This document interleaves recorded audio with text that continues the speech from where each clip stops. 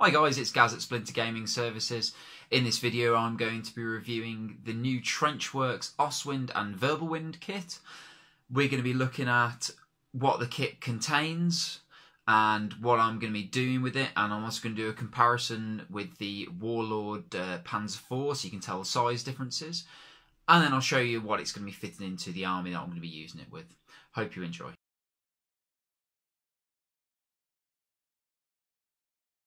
I'm using the Army Painter Super Glue.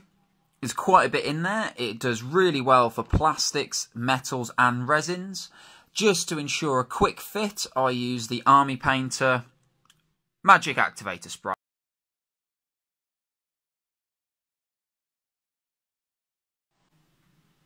So the kit itself was first released around the time of the Las Vegas Open. I just happened to be in Las Vegas at the time and thought I'd nab myself one of these. Unfortunately, they were sold out pretty quick, as you can imagine. So the guys at Trenchworx decided that they'd send me one over. I bought it, obviously, and they'd send it over with free shipping to the UK, which is really, really good. And I've got to say that I'm really impressed with the customer service on the whole with Trenchworx. The cost of the kit was $55. That's for the Wirbelwind and the Ostwind turret. They did do a 3-turret set, which included the Panzer IV turret as well. I've already got my Panzer IV, so I thought I didn't need another one. They do a single option, so you can either have the Ostwind on its own or the Wirbelwind on its own.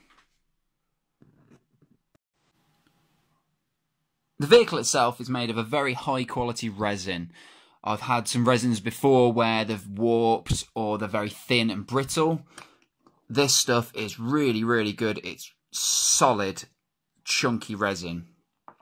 Likewise, the metal, the white metal, is incredibly high quality and very clean. Really easy to go together.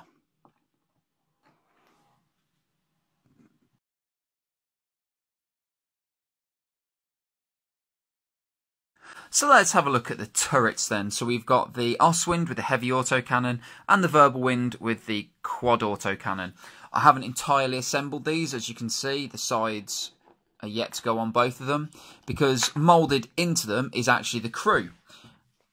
Let's take a look. So this is the Ostwind heavy autocannon. Nice big chunky bits of metal. As you can see inside them, you've got the crew in their various poses, so these guys are holding the ammunition. In here you've got the Wirbelwind, you've got the guy with the elevation of the gun itself. Just have a quick look at that. And then the Ostwind, sorry, the Wirbelwind quad gun. Now these slot really nicely into the chassis itself, and there's a smooth fit. It also comes with a set of magnets, so you've got a really good, as you can see there, there's a good hold on the magnets.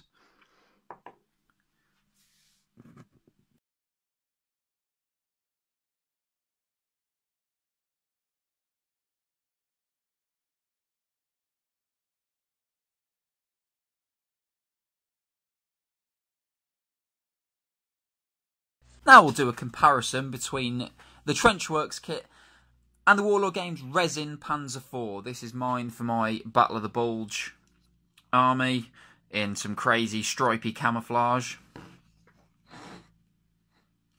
So size-wise, they look pretty similar. On the table, you won't really be able to tell the difference.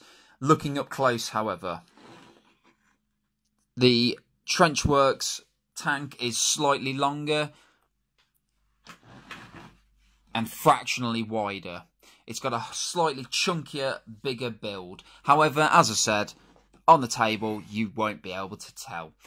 Now, with the turrets themselves, I thought, well, I can get 2 anti-aircraft tanks in here.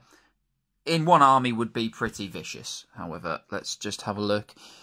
The size of the turret ring for the Trenchworx kit is slightly too large to fit in the Warlord kit. But with a little bit of coercion and a bit of filing, you will be able to fit that in there, because it's very, very fractional. And similarly, if we move these out the way, if you put the Panzer IV turret onto that kit, excluding the shirts and skirts there, it does not look out of place.